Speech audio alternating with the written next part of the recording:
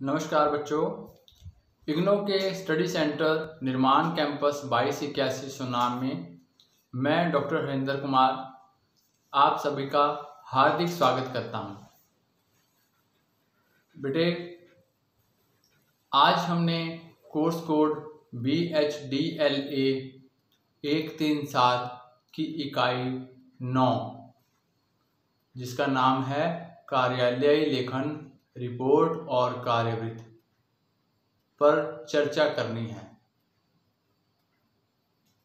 इससे पहले कि हम इस इकाई को शुरू करें, मैं आप सभी को अपनी ओर से एक छोटा सा संदेश देना चाहता हूं कि कोरोना की इस महामारी में, संकट के इस दौर में आप सभी अपनी सेहत का पूरा ख्याल रखें और अपना ही नहीं, अपने आस पड़ोस का, अपने परिवार का भी पूरा ध्यान रखें और जहाँ तक हो सके बाहर निकलने से बचें और कोरोना की जो हदायतें हैं, जो सरकार द्वारा समय समय पर निर्देशित की जाती हैं, जारी की जाती हैं, उनका पालन करें।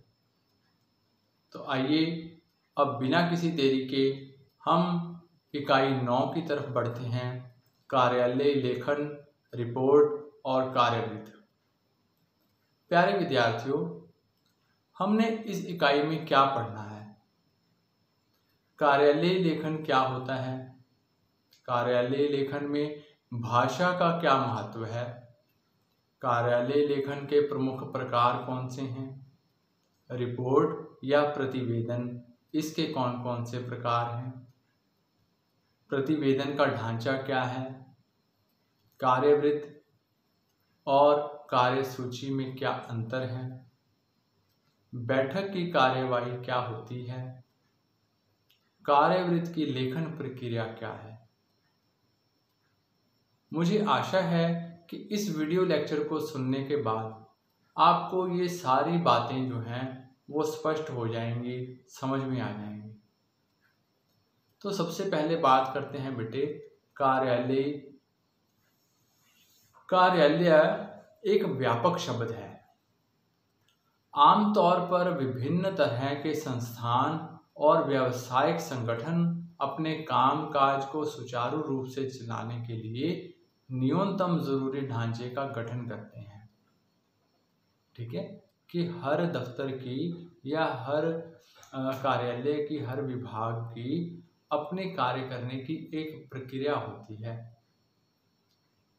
ठीक है, जिनमें कुछ लोग उन सब गतिविधियों को अंजाम देते हैं जिससे उस संस्था या संगठन के लिए अपने लक्ष्यों को पूरा करने में मदद मिलती है, सहायता मिलती है। इनमें पत्रों को प्राप्त करना, पत्र भेजना, पत्र का उत्तर देना, विभाग के अंदर और दूसरे विभागों के बीच होने वाले विभिन्न स्तरीय पत्राचार कार्य को संपन्न करना, संस्थानों और संगठनों से संबंधित वित्तीय गतिविधियों का लेखा जोखा रखना, इत्यादि सब कार्य जो है वो कार्यालयों के माध्यम से पूरे किए जाते हैं।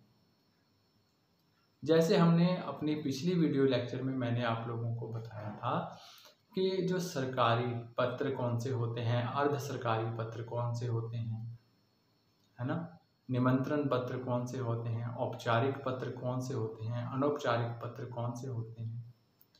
तो जो कार्यालय पत्र हैं उनको अगर मैं सरल शब्दों में आपको बताऊं कि जब कोई सरकारी विभाग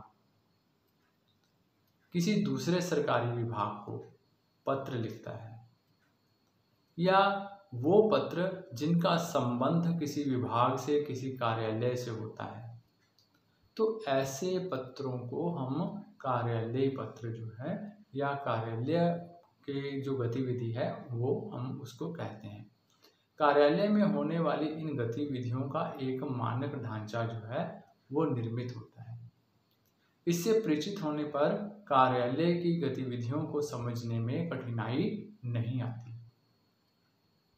तो एक ऑफिसर या एक व्यक्ति जब किसी कार्यालय में प्रवेश करता है, नौकरी करने के लिए जाता है, तो सबसे पहले उसे कार्यालय की जो प्रक्रिया है कि काम को किस प्रकार से करना है, कौन सा अधिकारी जो है उसके पास कौन सी पावर्स हैं, कौन व्यक्ति किस फाइल को डील करता है, कौन व्यक्ति क्या काम करता है, किस सीट पर क्या काम होता है, तो उसे ये सब जानकारी जो है वो होनी आवश्यक है।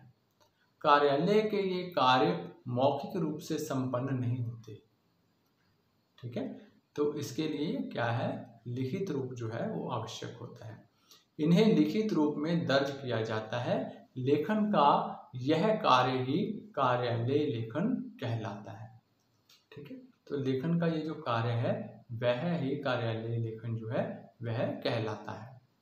कार्यालय लेखन से तात्पर्य उस लेखन तथा उस लेखन प्रक्रिया से है जो विभिन्न कार्यालयों में संपन्न किया जाता है।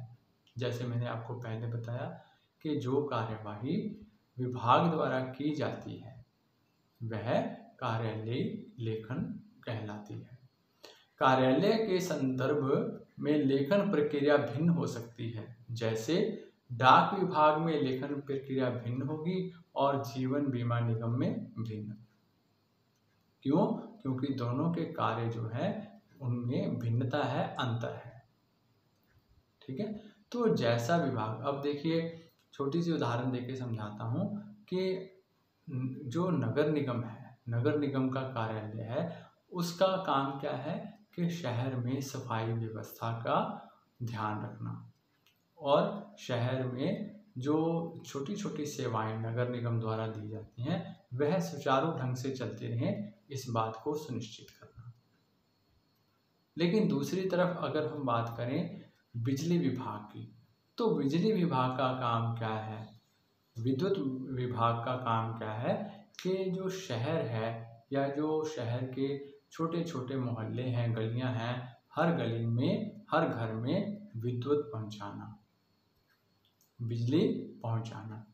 और इसके लिए दोनों विभागों की जो कार्यवाही है वह अलग अलग होती है, ठीक है ना।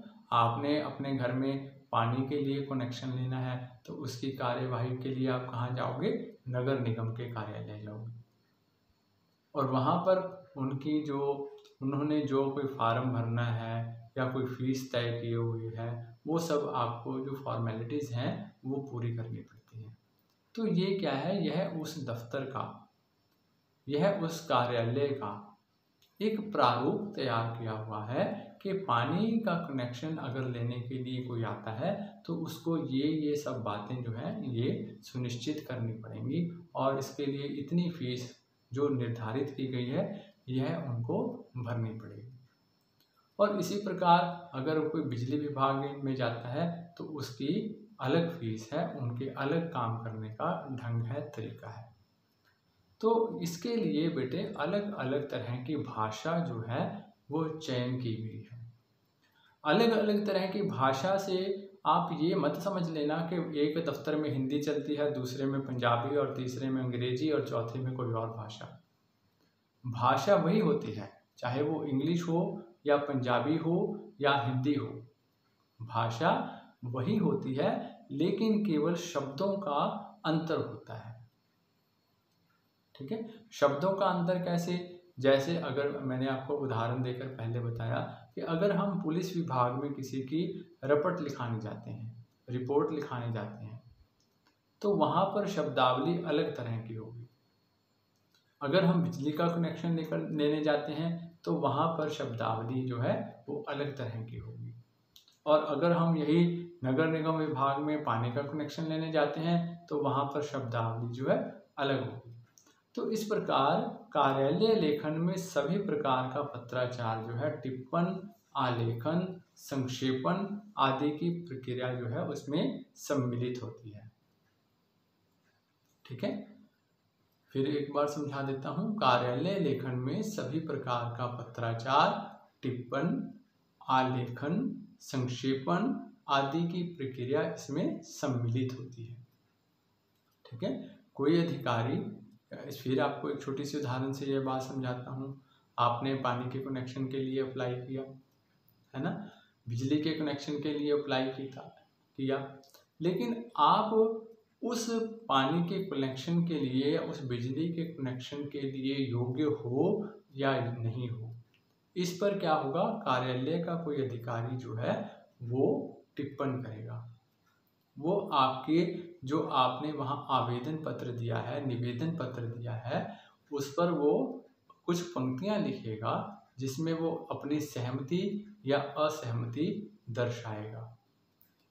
ठीक है, कि वहाँ पर बिजली का नज़दीक कोई खंभा है, पोल है, यहाँ से यहाँ तक इतनी तार लगेगी या इतना खर्चा लगेगा, तो वो सब बातें जो हैं वो उस पत्र में या उसके साथ एक खाली पत्र को अटैच करके उस पर वो सब बातें लिखेगा। तो यह क्या है, यह एक विभाग की कार्यवाही है। आपने तो आवेदन कर दिया, आवेदन करने के बाद, निवेदन करने के बाद, बिजली कनेक्शन अप्लाई करने के बाद, फार्म भरने के बाद आप तो घर आ गए। ठीक है, अब उस पर विभाग अपनी कार्यवाही कर रहा है। ठीक है, कितनी फीस लगेगी, कितनी दूरी से तार लगेगी, कितना आपको मीटर का लोड चाहिए, या जो भी उसमें फॉर्मेलिटीज़ हैं वो सब आपको वो विभाग जो है वो सुनिश्चित करेगा। उसके बाद विभाग का जो उच्च अधिकारी होगा वह प्रवानगी देगा। वह क्या देगा, प्रवानगी देगा कि हाँ भाई यहाँ पर बिजली कनेक्शन दे दो या खारिज कर दो, मत दो। ठीक है, यह उसका निर्णय होगा जो अंतिम होगा, और उस जो है वो जो निर्णय है वो तथ्यों पर आधारित होगा। अगर देना है तो क्यों देना है, और अगर नहीं देना तो क्यों नहीं देना। तो यह है बेटे कार्यालयीय लेखन, जो विभाग द्वारा विभाग के अंदर ही कार्य किया जाता है। ठीक है, उसके बाद बात करते हैं बेटे कार्यालय लेखन में भाषा का क्या महत्व है। कार्यालय लेखन में व्यक्ति की भावनाओं से भाषा का संबंध नहीं होता, अर्थात यहाँ भावनाएं नहीं काम करती, वरन उसके व्यवसायिक पक्ष से होता है। भावों की नहीं, तथ्यों की अभिव्यक्ति को भाषा में महत्व दिया जाता है। कार्यालयों में विविध कार्यों में काम में आने वाली भाषा का स्वरूप जो है वह भिन्न भिन्न हो सकता है। जैसा मैंने आपको पहले बताया कि प्रत्येक विभाग की अपनी अपनी भाषा, अपनी अपनी काम करने का ढंग और अपनी अपनी कार्यवाही के तरीके जो हैं वो अलग अलग हैं। भाषा का स्वरूप प्रयोग से निखरता जाता है। जिस विशिष्ट क्षेत्र में भाषा का प्रयोग बढ़ता जाता है उस क्षेत्र की वह विशिष्ट भाषा बन जाती है। कार्यालय के प्रत्येक क्षेत्र की शब्दावली पृथक पृथक होती है, जिसको प्रयुक्ति या रजिस्टर कहा जाता है। कार्यालय के जिस विभाग में कार्यरत हों उसकी विशिष्ट शब्दावली तत्संबंधी प्रयुक्ति पर पहले अधिकार कर लेना चाहिए। इस दृष्टि से भाषा का विशेष महत्व है। ठीक है, तो यहाँ पर देखिए, अगर आप कानून विभाग में जाते हैं, थोड़ा सा उदाहरण देके समझा रहा हूँ। अगर आप कानून विभाग में जाते हैं तो वहाँ जो वकील हैं, एडवोकेट्स हैं, उनकी भाषा अलग है ना। अगर आप सरकारी अस्पताल में जाते हैं तो वहाँ पर जो डॉक्टर्स हैं, जो कर्मचारी हैं, सेहत कर्मचारी हैं, उनकी भाषा, उनकी लिखनी और उनकी जो कार्यवाही है वह अलग प्रकार की है। ठीक है, दोनों के लिए अलग अलग प्रकार के शब्दों जो हैं वो निर्धारित किए हुए हैं। उनकी भाषा कानून की भाषा, और इधर दवाइयों के नाम, मेडिसिन्स के नाम, इंजेक्शंस के नाम, है ना। तो भाषा जो है अलग अलग है। तो यही बात हमने समझनी है बेटे कि कार्यालय लेखन में भाषा का जो महत्व है वह उस कार्यालय के काम के अनुसार होता है। ठीक है, लेकिन भाषा, फिर कह रहा हूँ कि भाषा वही होती है। भाषा हिंदी हो, अंग्रेज़ी हो, पंजाबी हो या कोई भी हो, मराठी हो, बंगला हो, तमिल हो, गुजराती हो, भाषा वही होगी, लेकिन भाषा की जो शब्दावली है उसमें अंतर होगा। ठीक है, अब हम बात करते हैं रिपोर्ट की। रिपोर्ट या प्रतिवेदन, जैसे मैंने आपको पहले बताया था, रिपोर्ट प्रतिवेदन शब्द भी पर्याप्त व्यापक है। कार्यालयों के संदर्भ में यह रिपोर्ट प्रतिवेदन है, तो पुलिस में यह रिपोर्ट रपट बन जाती है ना। हम कहते हैं ना कि हम किसी से हमारा झगड़ा हो गया तो हम कहते हैं कि हम उसकी रपट लिखाने जा रहे हैं। तो रपट का जो पूरा रूप है उसे क्या कहते हैं हम? फर्स्ट इंफॉर्मेशन रिपोर्ट, अर्थात FIR। यही शब्द पत्रकारिता के क्षेत्र में समाचार भेजने के अर्थ में है रिपोर्टिंग। ठीक है। अब देखिए, जहां पुलिस महकमे की बात है, पुलिस कार्यालय की बात है, रपट लिखाने की बात है, वहां रिपोर्ट शब्द रपट है। लेकिन जहां पत्रकारिता के क्षेत्र में है वहां समाचार भेजने के अर्थ में यह क्या है? यह रिपोर्टिंग है। तो रिपोर्ट या प्रतिवेदन में तथ्यों का ब्यौरा भी होता है और विवरण भी, जिनकी पुष्टि आंकड़ों द्वारा की जाती है। रिपोर्ट में कार्य की प्रगति का यथा तथ्य विवरण रहता है। कभी कभी पिछली प्रगति से तुलना भी की जाती है और कभी आगामी योजना को भी सुझाव के रूप में रखा जाता है। ठीक है। तो उसके बाद बेटे बात करते हैं जो प्रतिवेदन है। प्रतिवेदन है उसकी क्या विशेषताएं होती हैं? ठीक है। तो प्रतिवेदन की कुछ विशेषताएं अगर आप नोट करना चाहो, लिखना चाहो तो लिख भी सकते हो, नहीं तो आपको ये जो इग्नो के नोट्स आपको भेजे गए हैं उसमें भी यह सब बातें लिखी हुई हैं। तो प्रतिवेदन की विशेषताओं पर बात करते हैं बेटे। किसी घटना की जानकारी अथवा निरीक्षण या सर्वेक्षण के बाद तथ्यों के अनुसार प्रतिवेदन तैयार किया जाता है। ठीक है। जब किसी घटना की जानकारी अथवा निरीक्षण या सर्वेक्षण हो जाता है तो उसके बाद जो तथ्य हमारे सामने आते हैं उनके अनुसार ही प्रतिवेदन तैयार किया जाता है।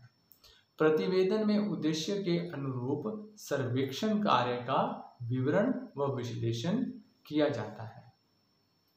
तीसरा, मुख्य बातों के अतिरिक्त जरूरी हो तो अनुषंगी जानकारियां भी दी जाती हैं। ठीक है। लेकिन यह तभी दी जाएंगी अगर उसकी जरूरत महसूस हो। ठीक है। अगला बेटे पॉइंट है, विषय के अनुरूप उद्देश्य की पूर्ति वाला विवरण देना अपेक्षित है। सभी सामग्री तथ्यों पर आधारित होनी चाहिए। अनुमान या अटकलों पर आधारित बातों का उल्लेख प्रतिवेदन में नहीं होता या नहीं होना चाहिए। उसके बाद बेटे भाषा जो है स्पष्ट होनी चाहिए, सहज होनी चाहिए, सरल होनी चाहिए। प्रतिवेदन में अलंकारिक भाषा से बचना चाहिए। भाषा में प्रथम पुरुष का प्रयोग यथासंभव नहीं हो। यह शैली निर्वैयक्तिक होनी चाहिए। अत्यधिक तकनीकी शब्दावली से भी बचना चाहिए।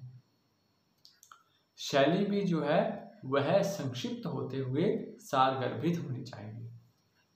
अर्थात कहने का भाव क्या है, कहने का आशय क्या है कि जो भी प्रतिवेदन में आप लिख रहे हो वह हर व्यक्ति के समझ में आने वाला हो। ठीक है। उसमें किसी प्रकार की झूठ या बदलाव की गुंजाइश ना हो। वह पूरा सत्य पर आधारित होना चाहिए और वह ऐसा होना चाहिए जिससे उद्देश्य की जो पूर्ति है वह संभव हो सके। ठीक है। भिन्न भिन्न प्रकार की प्रतिवेदनों की लेखन प्रक्रिया जो है वह भी भिन्न भिन्न हो सकती है। जिस प्रकार की अर्जी है, जिस प्रकार का निवेदन है, उस पर उसी प्रकार की प्रतिक्रिया जो है वह संभव है। अब बात करते हैं बेटे कार्यवृत्त की। किसी भी सरकारी या गैर सरकारी विभाग, अनुभाग अथवा किसी समिति की बैठक बुलाने का कार्य उस समिति या विभाग का सदस्य सचिव अध्यक्ष की अनुमति से उनसे दिनांक तथा समय निश्चित करता है।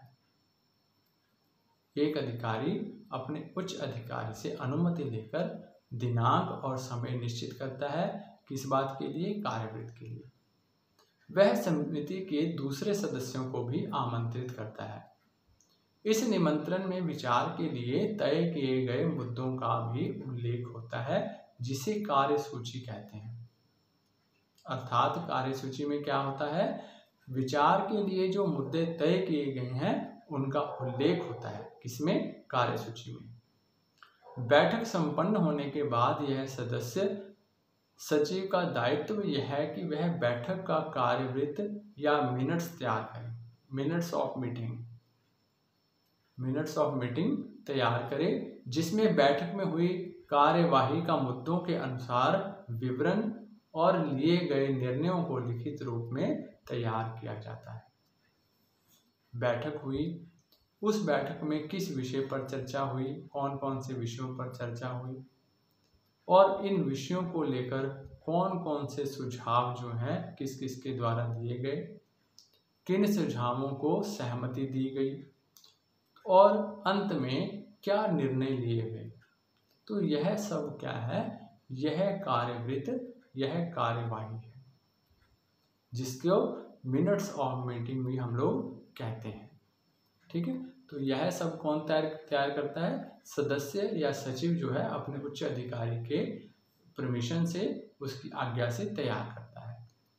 कार्यवृत्त तथा कार्यसूची में अब अंतर को समझते हैं कि क्या अंतर होता है उसमें, कार्यवृत्त तथा कार्यसूची में। समिति के कार्यकलाप में सदस्य सचिव की भूमिका अत्यधिक महत्वपूर्ण होती है। जैसा स्पष्ट किया जा चुका है कि सदस्य सचिव अध्यक्ष की अनुमति से बैठक की तारीख तय करता है, वह बैठक में विचारार्थ विषयों को क्रम से सूचीबद्ध करता है, जिसको कार्यसूची या एजेंडा कहते हैं। ठीक है, जैसा मैंने आपको पहले बताया कि एक अधिकारी अपने उच्च अधिकारी की अनुमति से एक एजेंडा तैयार करता है, जिसमें कब मीटिंग होनी है, उसका समय क्या है, दिनांक क्या है, कौन कौन से व्यक्ति उस बैठक में भाग लेंगे, है ना, कौन कौन से एजेंडे या कौन कौन सी बातों पर उस बैठक में विचार विमर्श किया जाएगा। ठीक है, वह बैठक में विचारार्थ विषयों को क्रमबद्ध से सूचीबद्ध भी करता है, जिसको कार्यसूची या एजेंडा कहते हैं। कार्यसूची में दिए गए विवरण के अनुसार ही बैठक में विचार विमर्श होता है। इस कार्यसूची को पहले से सदस्यों के पास भेज दिया जाता है। बैठक की कार्यवाही के अंत में कार्यसूची के अनुसार कार्यवृत्त तैयार किया जाता है। इस प्रकार कार्यसूची व कार्य रूप में जो अंतर है आप उसको समझ सकते हो। ठीक है, समझ आ गई ना बेटे? देखो बहुत आसान है कि एक व्यक्ति अपने उच्च अधिकारी व्यक्ति से अनुमति लेकर बैठक करता है, एक जो मीटिंग रखते हैं वो लोग, और उसमें एक एजेंडा बनाते हैं किस किस बात पर चर्चा करनी है ना, उसमें जो मुद्दे हैं जिन पर विचार विमर्श किया जाना है उसके बारे में पहले से उस बैठक के सदस्यों को जानकारी भी भेज दी जाती है। किस लिए भेजी जाती है? ताकि वो पहले से ही तैयार होकर के आए। किस बात के लिए? कि इस मीटिंग में जो ये मुद्दे हैं इन पर कौन सा मुद्दा जो है उस पर कैसे हमने विचार विमर्श करना है, या इस कौन से बात को लेकर के हमने क्या बात आगे कहनी है, कौन सा विषय जो है वो प्रस्तावित होगा और कौन सा विषय जो है वो अप्रस्तावित होगा। ठीक है, तो उसके बाद बेटे बात करते हैं बैठक की कार्यवाही। ठीक, बैठक की कार्यवाही जैसे मैंने आपको पहले बताया कि बैठक की कार्यवाही में क्या होता है कि सदस्य या जो सचिव है वह ही सारी सूची तैयार करता है कि आज की इस मीटिंग में कौन कौन से मुद्दों पर विचार विमर्श जो है वो किया जाएगा। ठीक है, और वही यह भी सुनिश्चित करता है कि किन किन मेंबरों को, किन किन अधिकारियों को इस मीटिंग में भाग लेना है। उसके बाद वह बैठक की शुरुआत भी करता है और अंत तक बैठक में बना भी रहता है, और वह सब सदस्यों के द्वारा दिए गए सुझावों को नोट भी करते हुए चलता है। तो इसे हम क्या कहते हैं? इसे हम बैठक की कार्यवाही कहते हैं। ठीक है। और बैठक के अंत में जब बैठक समाप्त हो जाती है, सभी विषयों पर चर्चा हो जाती है, सभी अधिकारी जो हैं या सभी सम्माननीय सदस्य जो हैं वो अपने अपने विचार जो हैं हर मुद्दे पर दे देते हैं, तो उसके बाद अंतिम निर्णय या अंतिम फैसला जो उच्च अधिकारी है वो सबकी राय के अनुसार करता है। ठीक है। तो इसे हम क्या कहते हैं? बैठक की कार्यवाही। ठीक है बेटे।